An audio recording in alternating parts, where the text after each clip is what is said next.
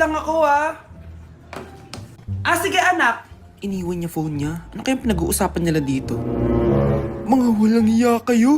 Humanda kayo sa akin. A few moments later. Bakit niyo po kami pinatawag, Nay? Kung hindi ko makikita yung phone ni Kyle, hindi ko malalaman pinagsasabi niyo sa akin. Lagot tayo, ate. Kung san-san mo kasi nilalagay phone mo, Kyle? Nakalimutan ko eh. Mag-umpisa tayo sa'yo, Kyle. Anay, puro na lang itlog at hotdog niluluto ni nanay. Mas masarap pa magluto yung kapitbahay natin. Sige, next time, ipagluluto kita na sinigang na hotdog. O ikaw, Brianna. Alam niyo bang nagalit sa akin si nanay kasi dati with high honors ako, di ba? Tapos ngayon with honors na lang. Siya nga bagsak nung high school eh. Oo, bagsak ako. Pero top 1 ako ng kinder. Kevin? Wala akong sinasabi ha. Grabe talaga si nanay. Umaga pa lang galit na siya. Tapos utos pa siya ng utos. Bawal ba magpahinga sa bahay na to? Grabe. Wow, wala ka palang sinasabi At ikaw, Scarlett? Yes, Nay. Mga be, alam niyo bang galit na galit sa akin si nanay dahil daw nag-boyfriend ako na maaga? Siya nga maagang nabuntis eh. Di naman ako nagalit sa kanya. May problema ka ba sa maagang nabuntis? Wala akong problema, Nay. Idol nga kita eh. Ha? Anong idol? Buntis din ako. Nay, tulog lang ako Ano naman tong batang to? Nag-electric fan pa. Kala mo yung sa kuryente. A few moments later. Grabe naman yung pumatay na electric fan. Parang di kayo pamilya. Nay, pasok na po ako ng school. Nasaan po yung baon ko? Ito baon mo, nak. Ano to? 10 pesos? Anong mabibili ko dito, Nay? Aba, nagreklamo ka pa. Pasalamat ka na lang. Dahil ang ibang bata dyan, nanlilimos na lang.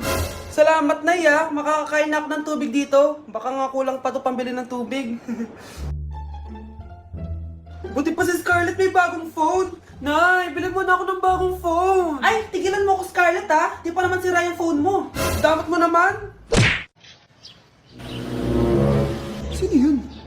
Ay, hi, Mare. Uy, kumare, ikaw pala yan. Hindi kita nakilala. Dito ka pala nakatira, Mare. Akala ko maganda yung subdivision niyo. Ay, oo. Maliit lang bahay namin. Tara, pasok ka. A few moments later. Anak, mag-bless ka sa bisita natin. Mayaman yan. Sige po, Nay. Bless po. Wow, may manners. Eto. 5,000? Thank you po. Yes. Ang ganda naman ng damit mo, Mare. Para kang may-ari ng isang malaking kumpanya. May-ari naman talaga ako ng malaking kumpanya, Mare. Pero salamat, ito para sa'yo. Lalakihin ko na, Kawawa ka naman. 10,000? Ba't ka pala napunta dito, Mare? Naghahanap kasi ako ng jowa ng anak ko. Bibigyan ko ng 1,000,000, brand new car, at house and lot kung sino man ang mapili ng anak ko. Ay, oo, Mar! Saktong-sakto, single tong anak ko. Hello po. Eto na pala siya. Anday, ano ba yan? Ayoko sa kanya. Sumunod ka na lang, para yumaman na tayo. Ang pogi mo naman. Ako nga pala si Jana. Ako nga pala si...